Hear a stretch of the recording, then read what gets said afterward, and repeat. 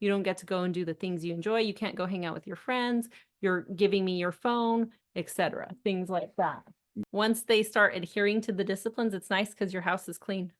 And it works. I mean, they know when they mess up, right? Yeah. One of the big things I tell them now is poor choice. Just simply poor choice. Yeah. This is what you have to do now. The last point I want to hit on is negative influence. That's talking about how hypocrisy within a family can also serve as a negative influence on our children. As parents, right, when we engage in hypocritical behavior, where we're telling our children, don't yell at your sibling or whatever, and then we're yelling at the sibling, or we're being unkind when we're telling them to be kind to somebody, or even being dishonest. I don't know how many times I've had my daughter in the vehicle and I ran a stop sign. I did a California stop. And then I'm telling her that she must stop when she's driving for 3 seconds.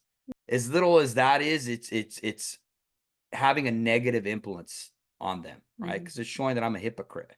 Yeah. So we don't want to further contribute to any kind of rebellious behaviors with them. So we need to have ourselves under control. We need to not be hypocritical. You can't justify doing the same thing as what we're doing.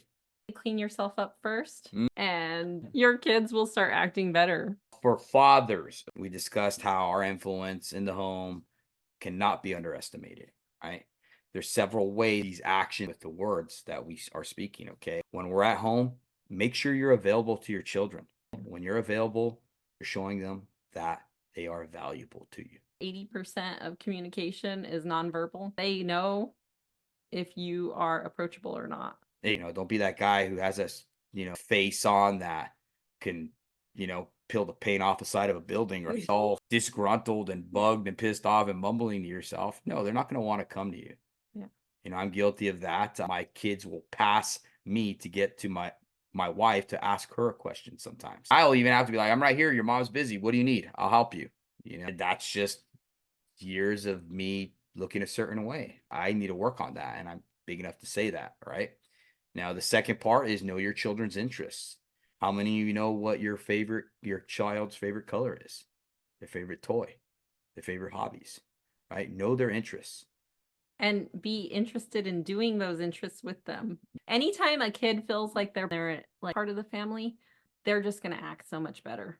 When they feel like they're part of the family, there's going to be a lot less rebellion. I actually watched this video on teenagers because I was like nervous about having teenagers. They interviewed a ton of teenagers, and the ones that did not rebel against their family said that they felt like they were an integral part of the family.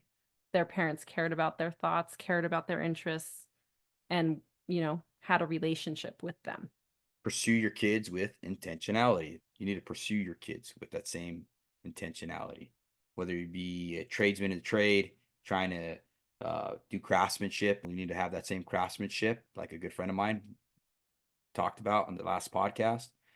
Bring that craftsmanship back home with you. Be intentional with your children. Okay, pursue them. Chase after them, because there's gonna be a time they don't even want nothing to do with you. And last but not least, how are you involved in the discipline? That is super critical. Our spouses were never made to carry on the discipline by themselves, but eventually it's going to burn out. So when our wives are at home and we're at work, they're going to carry out the disciplines at the home that we have joined together and created. They're going to do that, but they cannot sustain that by themselves. If you get in the habit of letting them deal with the discipline, because guess what? I work 24 hours straight. It's not going to go good. You're going to build resentment in her. And ultimately that resentment's going to be felt throughout the family dynamic. If your wife is telling you that she'll handle it, that's a big clue that she views that the way you discipline is unsafe. Thank you guys for joining us. I hope this episode just brings some light to some of the struggles you might be dealing with in hypocrisy and how it breeds rebellion. We have the Show Up Dad group chat on Facebook. If you guys are interested in joining that, we have over 400 guests on there. It's a platform where fathers can come share and get insight on how to be a better father, how to be a better husband. It's all men on there. We are a nonprofit organization. If you like the t-shirts, all proceeds go to our foundation and helping us create this atmosphere, this dynamic, this training for you guys. It's all free. If you are interested in the parenting books, reach Yes. out to us. and we will send you over a free PDF for you and your spouse to work through. We offer free coaching for those books. So hit us up, DM us if you like. We're here for you. And we're praying for you guys as families. Keep doing what you guys are doing. Thank you.